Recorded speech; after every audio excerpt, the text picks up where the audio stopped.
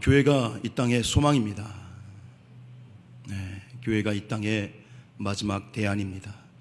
제가 이제 교육 목사로 10여 년 동안 사역을 하면서 하나님 앞에 기도하면서 끊임없이 외쳤던 구호입니다. 교회 학교가 이 시대의 마지막 대안 학교다. 그 말은 결국은 교회가 이 땅의 마지막 대안이다라고 하는 것입니다. 왜냐하면 교회의 머리 되시는 주님이 길이요 진리요 생명이시기 때문입니다.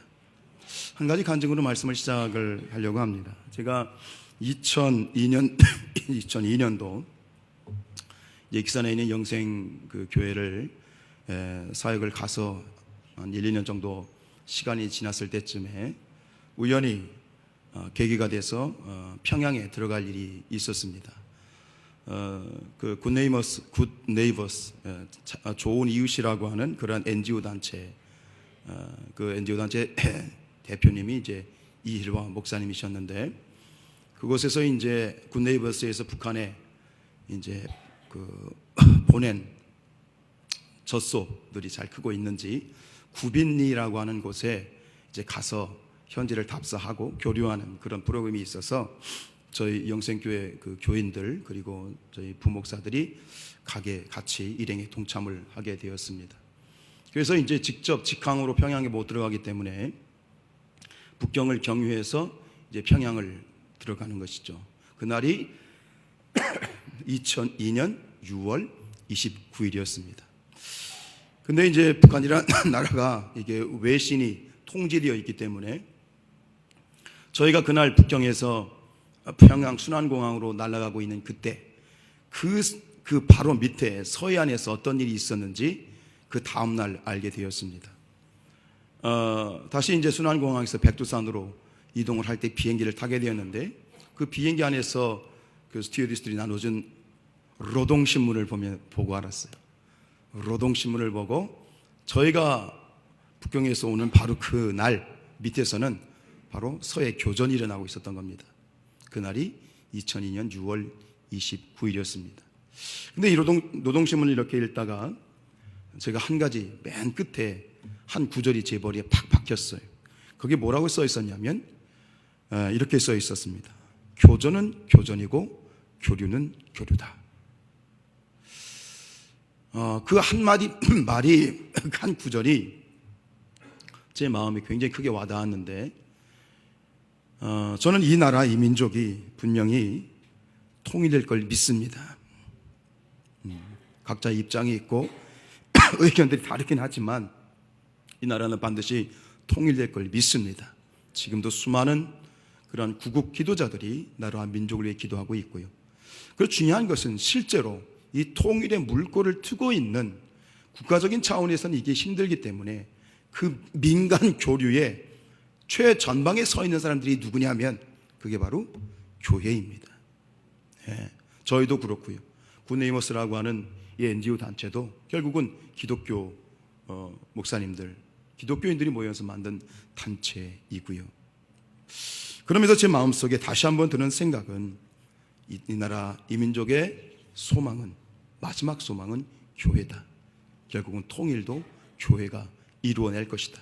물론 정치적으로, 표면적으로는 그것이 정치적인 어떤 모습으로 되어지겠지만 실질적인 모든 물밑 작업은 이미 교회가 하고 있고 그러한 것들을 이루어 가게 될 줄로 믿습니다.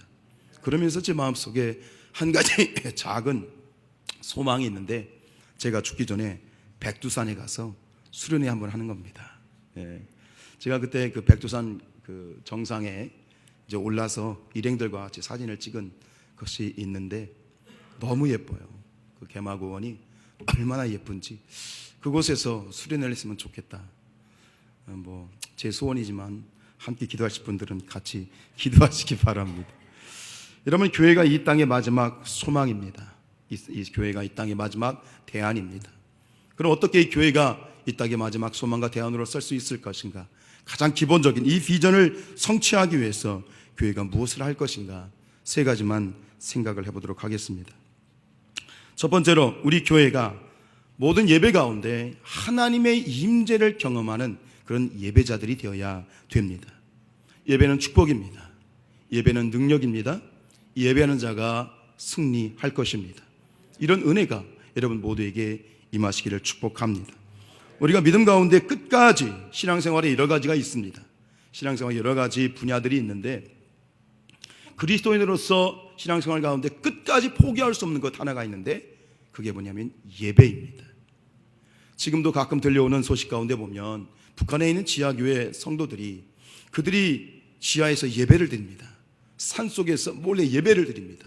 그런데 예배를 드리다가 붙잡히게 되면 어떻게 되느냐? 한 가지 아주 극단적인 예를 보면 마치 굴비 엮듯이 이 성도들의 코를 철사로 꿰가지고 질질질질 죽음의 수용소로 끌고 가는 그런 모습들. 그리고 기독교인들이 그 죽음의 수용소에서 먹을 것이 없어서 쥐를 잡아먹다가 죽어가는 모습들. 그런 모습들을 간간히 선교의 어떤 소식들을 통해서 우리가 듣게 되어지는데 그런 줄 알면서도 그들이 마지막까지 포기할 수 없는 게 뭐예요? 예배라는 것이에요. 성경 하나가 변변치 않아서 그 성경 하나 구하면 그걸 다 손으로 필사하고 성경 한 장을 필사하면 그것이 그냥 달아 없어질 때까지 읽고 외우고 하는 그런 성도들의 정말 숨죽인 기도와 예배를 우리는 간간히 접하게 되는데 왜 그럴까? 바로 예배가 우리의 마지막 보루이기 때문에 그렇습니다. 우리가 언제 어디서든 지금은 우리가 마음만 먹으면 언제 어디서든 예배할 수 있는 이것이 우리에게 주어진 큰 축복인 줄로 여러분들이 깨달으시기를 바랍니다. 여러분 그러나 예배 자리에 나오는 것 지금도 우리의 많은 성도들이 있지만 이 수요 예배 자리에 나오신 분들은 지극히 적은 분들입니다. 이 예배 자리에 나오는 것 너무나도 소중한 일이지만 그러나 예배 자리에 나왔다는 것으로 우리가 만족하고 내가 예배를 드렸다는 것으로 만족하는 것으로 끝나서는 안 됩니다. 이 예배 가운데 더 중요한 건 뭐냐면 예배 자리에 나왔을 때 하나님의 임재를 경험해야 된다는 것이죠. 다른 말로 말하면 하나님의 음성을 듣고 들어가야 된다는 것이죠. 하나님의 사인, 하나님의 메시지, 내게 주시는 하나님의 도전을 하나님의 이곳에 계신 하나님을 내가 직접 만나고 돌아가는 그 은혜가 있어야지 그래야만 되는 것이라는 거죠. 우리 요한복음 4장 23절 24절 말씀에 보면 아버지께 참되게 예배하는 자들은 영과 진리로 예배할 때가 오나니 곧 이때라. 아버지께서는 자기에게 이렇게 예배하는 자들을 찾으시느니라. 하나님이 누구를 찾으신다고요? 예배하는 자들을 찾는다. 아니 지금도 이 땅에는 수십만 수백만 명의 성도들이 예배하는데요, 많은 자들이 예배하지만 그럼에도 불구하고 하나님이 예배자를 찾으신다. 이 말은 예배를 안 하기 때문에 예배자를 찾으시는 것이 아니라 예배를 드리지만 하나님의 코드에 맞는 하나님이 찾으시는 예배자에 그것이 이 코드가 있다는 것이죠. 그래서 24절 말씀해 보면 하나님은 영이시니 예배하는 자가 영과 진리로 예배할지니라. 영과 진리로 예배한다는 것, 그것은 예배 가운데 하나님의 임재를 체험해야 돼요. 제가 가끔 이제 찬양을 하면서 여러분에게 멘트하는 말이 있잖아요. 여러분들 반드시 하나님 만나고 돌아가시기 바랍니다. 거저 왔다 거저 돌아가지 마시기 바랍니다. 이 소중한 이 예배 말이죠. 하나님의 예배 가운데 어떤 축복과 하나님의 어떤 선물과 하나님의 어떤 도전과 하나님의 어떤 응답을 우리에게 준비하셨는지 우리는 모르지 않습니까? 반드시 그 축복을 받아 누려야 될 줄로 믿습니다. 마태복음 18장 20절 말씀 같이 읽습니다. 두세 사람이 내 이름으로 모이는 곳에는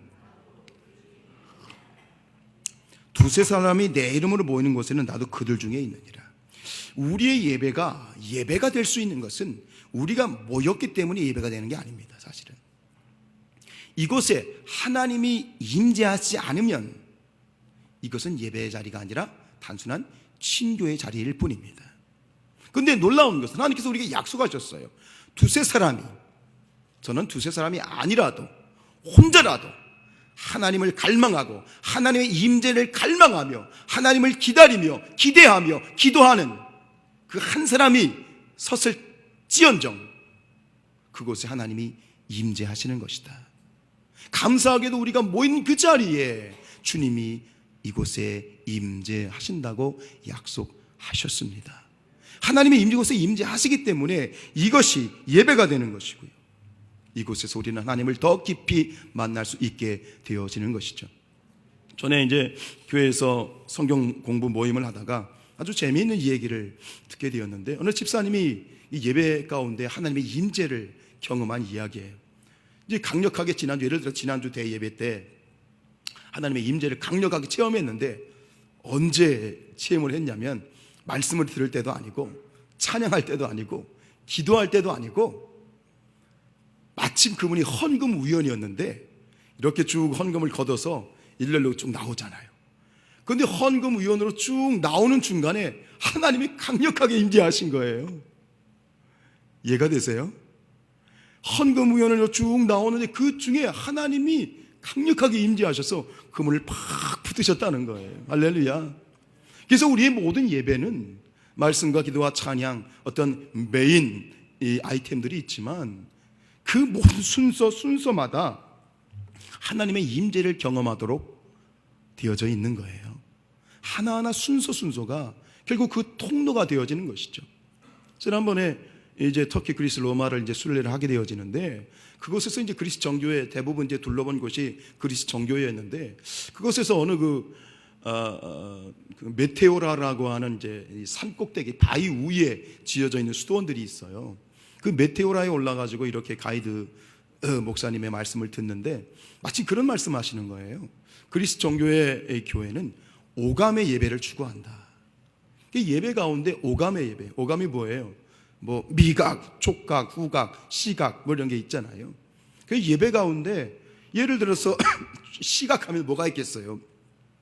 강단에 꾸며져 있는 이러한 것들, 뭐 화분, 십자가, 혹은 강단에 맞는 절기 색깔들, 벽에 붙어 있는 어떤 성화들, 그리고 후각하면 향을 피우잖아요. 향, 초 같은 거. 그 다음에 미각하면 성만찬, 떡과 잔. 이 모든 것들. 그리고 촉각하면 그들은 이제 이 벽에 있는 성화에 입을 맞추거나 이렇게 손으로 이렇게 터치를 많이 하게 되는데, 이 모든 오감을 통해서 결국은 살아계신 주님을 충분히 느끼고자 하는 그런 갈망이 있게 되어지는 것이죠. 여하튼 예배 가운데 우리가 중요한 건 뭡니까? 단순히 왔다가 내가 예배를 드렸어, 내가 이 의무를 지켰어, 됐지 뭐, 이러면 이건 종교생활이에요. 이건 신앙이 아니죠. 내가 이 시간을 드렸으니까 됐어, 내가 할 바를 다 했어, 이건 종교생활이죠. 중요한 건 예배 가운데 중요한 게 뭐예요? 예배 가운데 오셔서 나와 교통하시는 하나님, 나에 대해서 말씀하시고자 하는 하나님의 음성을 듣고 그분의 임재 안에 예배를 경험하는, 그런 임재를 경험하는 예배자들이 되어지시기를 주님의 이름으로 축복합니다. 아멘. 두 번째로, 예수님의 말씀으로 훈련된 제자가 되어야 됩니다. 예배라고 하는 것이 우리 신앙의 기본이라면 이제 한 템포 나아가서 전진해서 우리가 예수님의 말씀으로 훈련된 제자가 되어야 되죠. 예수님을 믿음으로 영접하고 우리가 이제 교회를 다니기 시작하고 이제 예수님의 따르는 그러한 그리스도인이 되어지게 되는데, 이것을 갖다가 우리가 보통 무엇이라고 표현하느냐? 이것을 거듭났다라고 표현하죠. 그죠? 우리가 예수님 믿게 되면 나는 거듭났습니다. 거듭났다는 게 뭐예요? 말 그대로 born again, 다시 태어났다는 것이죠. 리모델링이 아니라 옛날에 내 자는 다 죽고 죄 때는 나는 다 죽고 영적으로 새로 태어난 그런 존재가 되었다는 것이죠. 그래서 우리가 거듭났다, 뭐 예수를 내가 어린 시절에 믿었던, 뭐 청년이 되어서 믿었던, 혹은 뭐 나이가 다 돼서, 우리 그런 분들 계시잖아요. 육순, 칠순이 돼서 믿었던, 나이를 불문하고 예수님을 믿게 된, 그래서 구원받던 그 시점이 바로 영적으로 보면 신생아인 거죠. 신생아예요. 어린아이인 것이에요. 그래서 성경은 이렇게 우리에게 권면합니다. 에베소서 4장 13절 말씀입니다. 우리가 같이 읽습니다. 우리가 다 하나님의 아들을 그리스도의 장성한 분량이 충만한 데까지 이르리니. 두 가지를 지적해요. 하나님을 믿는 것으로만 그치지 말고 뭐 해야 된다? 하나님을 알아가야 된다. 그래서 결국 목표가 뭐야? 그리스도의 장성한 분량이 충만한 데까지 이른다. 이게 성장한다는 이야기죠. 14절입니다. 같이 읽습니다. 이는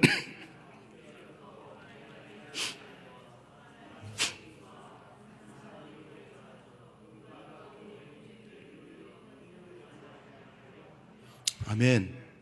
이 두 구절의 말씀을 요약하면 그리스도인은 성장해야 된다는 것이죠. 아이가 태어났습니다. 얼마나 기뻐요. 그죠? 점점점 몸이 자라고 커갑니다. 키도 자라갑니다. 근데 만약에 이 아이가 키가 자라고 몸은 자라가는데 그 정신 연령이 초등학교 1학년 수준이라면 얼마나 마음이 아프겠어요. 그죠? 어른아이라고 그러죠. 어른아이. 마찬가지로 신앙도 마찬가지예요. 신앙을 믿고 신앙생활을 시작해서 시간이 흘러간다고 해서 그 신앙이 저절로 크는 게 아니에요. 신앙생활을 시작하면서 지금까지 내가 알고 있는 어떤 배움과 경험과 지식과는 상관없이 영적인 하나님의 것들이 훈련되어지고 그것들이 학습되어져야 되는 것이죠. 그래야만 그것이 진정한 성장이라고 볼 수가 있게 되는 것이죠. 그래서 이러한 성장, 신앙인의 성장이 이제 쭉쭉 지속이 되어서 성경이 또 주님이 우리에게 요구하시는 가장 최종의 단계가 뭐냐?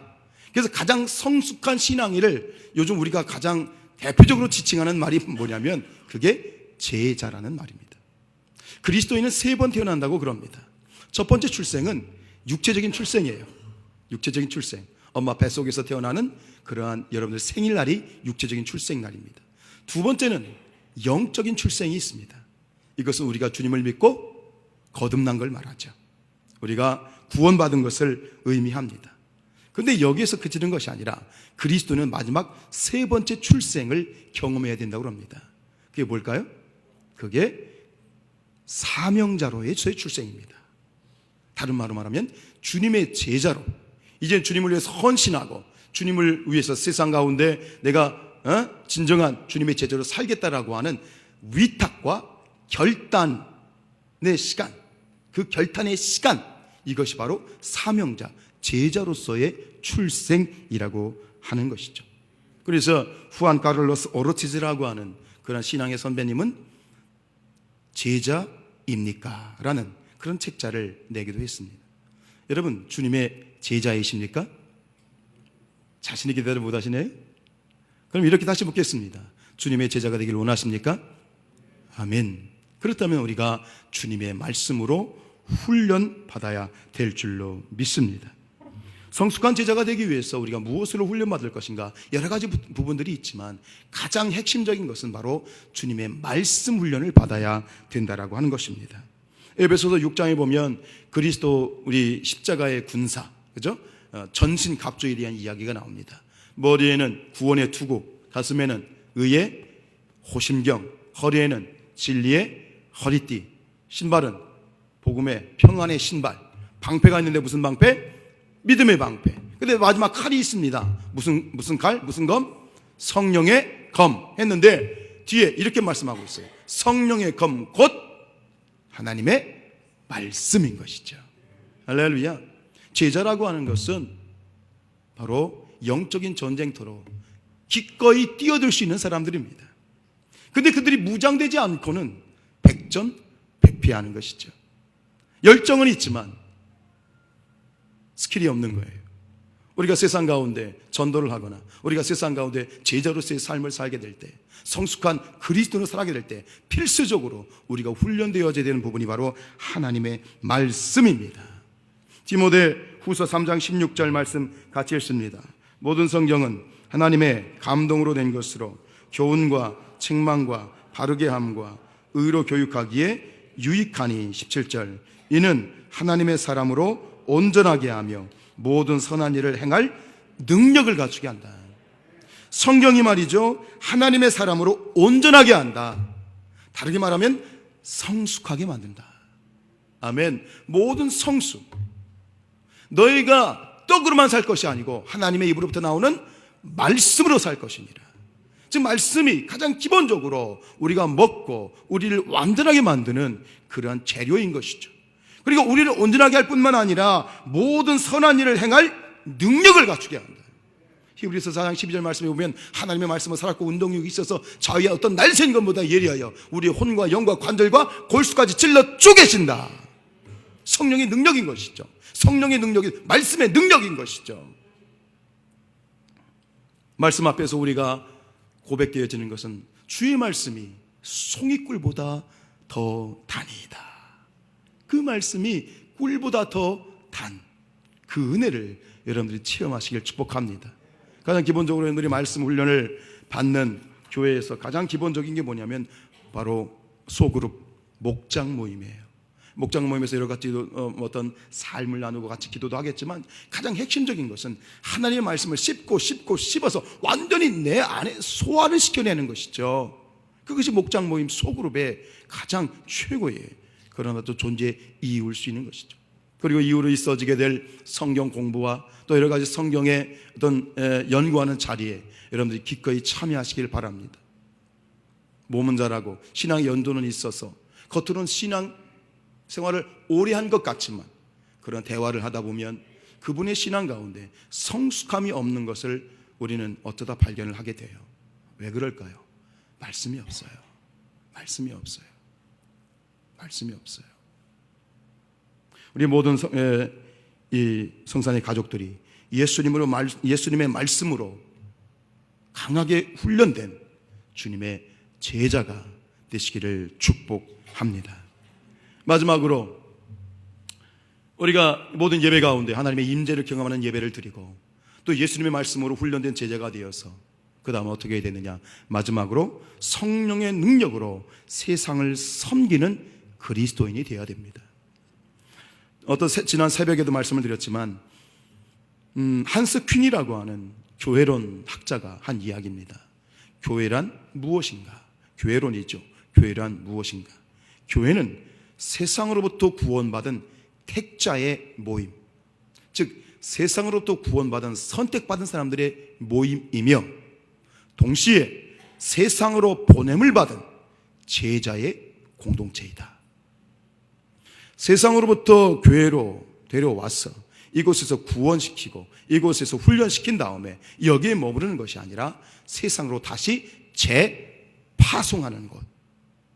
그 제자는 다시 세상으로 파송되어지는 것, 이것이 교회다. 마태복음 5장 16절 말씀, 예수께서 이렇게 말씀하셨습니다. 같이 읽습니다. 이같이 너희 빛이 사람 앞에 비치게 하여 그들로 너희 착한 행실을 보고 하늘에 계신 너희 아버지께 영광을 돌리게 하라. 너희는 세상의 빛이고 세상의 소금이다. 너희는 교회의 빛이고 교회의 소금이라는 말씀하지 않았어요.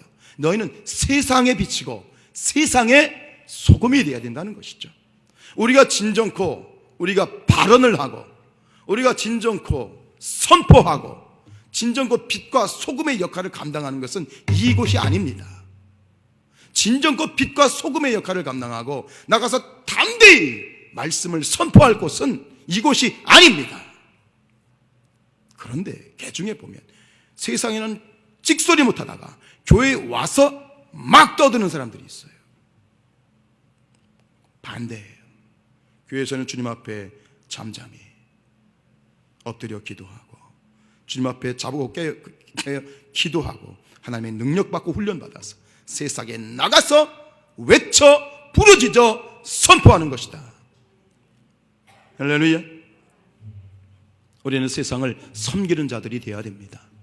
나누고 베풀고 돕고 선교하고 구제하고 저들을 돕는 그런 자들이 그리스도인이다.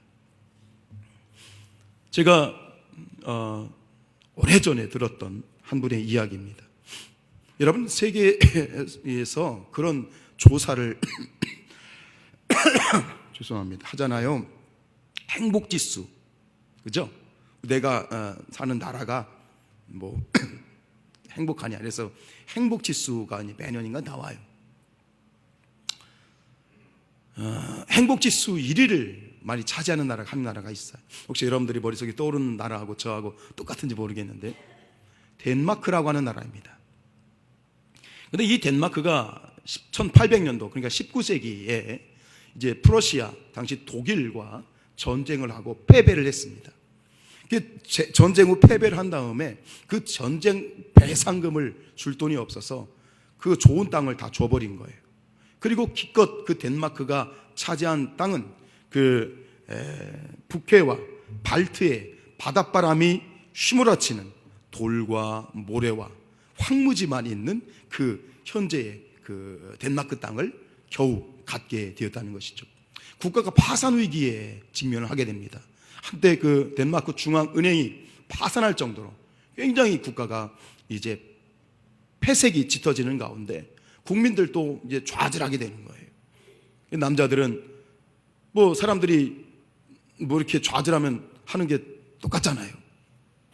예, 술 마시고 그냥 알코올 중독에 빠져 있고, 그나마 여자들은 어떻게 살아보려고 하다 보니까 가진 건 몸뚱아리라 나가서 밤거리를 배회하면서 몸 팔아서 근근히 먹고 살고.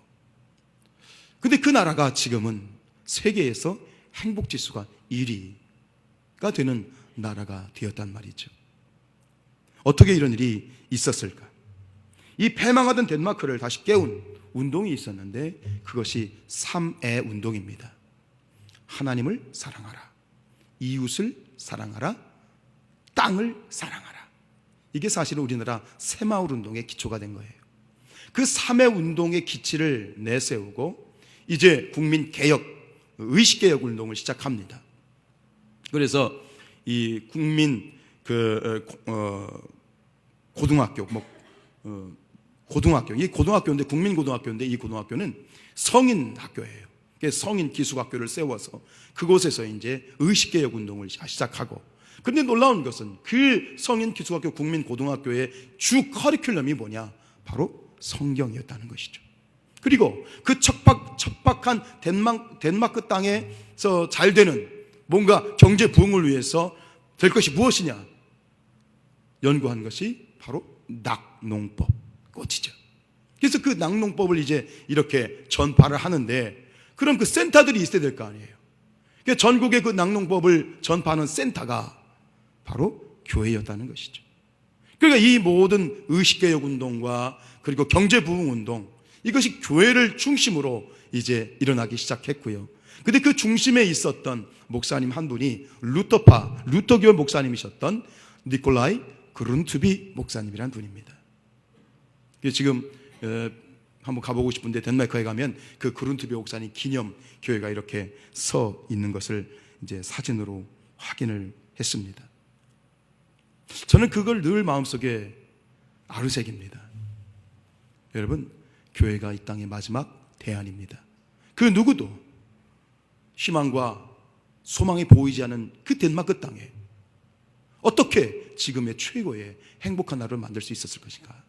그것이 바로 성령의 역사였고, 그것이 성령의 능력으로 한 사람 니콜라이 그룬투비 목사의 그런 어떤 열정이 아니라 성령께서 그 사람을 강력하게 훈련시키고 잡고, 그리고 그 목사님이 순종하고 세상을 섬겼기 때문에 이런 놀라운 기적, 덴마크 부흥의 아버지라고 불리는 그런 역사가 있게 되어지는 것이죠. 저는 믿습니다. 누가 뭐래도 교회가 이 땅의 마지막 대안입니다. 교회가 이 땅의 소망입니다. 할렐루야. 우리 교회가, 특별히 이 성산교회가 우리가 밟고 있는 이 땅, 정림동을 중심으로 해서 이 대전 서구, 넓게는 대전을 변화시키는 그런 소망의 공동체가 되기를 기도합니다. 미국에 제가 박사학위 공부를 하러 갔을 때 미국 워싱턴에 가면 세이비어 처치라는 곳이 있습니다. 세이비어 처치, 구세주교라는 교회인데요. 거기 교인들이 100여 명밖에 안 돼요. 그런데 100여 명밖에 더 교인도 받질 않아. 100여 명밖에 되지 않은데 그 교회가 미국 전체를 흔들고 있습니다. 워싱턴뿐만 아니라 뉴욕 그 동부뿐만 아니라 그 교회가 많은 사역들을 통해서 주님의 나라 복음을 전파하고 있는 것이죠. 이 시대 우리가 엎드려 기도하고 하나님의 능력 받고 성령 충만하였을 때 이곳에만 머물러 있는다면 그것은 하나님의 뜻이 아닙니다. 나가서 세상을 섬기는 교회가 되어야 됩니다. 세상에 빛이 되어야 됩니다. 세상을 이끄는 자들이 되어야 됩니다. 그래야 우리에게 주신 마지막 소망, 우리에게 주신 이 교회가 마지막 대안으로서의 역할들을 감당해 나가게 될 줄로 믿습니다. 빌립보서 2장 13절 말씀 같이 읽습니다. 너희 안에서 너희에게 소원을 두고 행하게 하시나니. 우리 믿음 생활 가운데 내 가슴이 뜨거워질 때가 있습니다. 내 가슴이 뜨거워지는 것은 바로 하나님이 주신 은혜의 보증 수표입니다. 그 가슴이 뜨거워졌을 때 그때 주님의 부르심이 있는 것입니다. 그때 순종해야 됩니다. 할렐루야. 이 성산교회가 이 지역의 마지막 대안입니다. 우리 함께 기도하시겠습니다.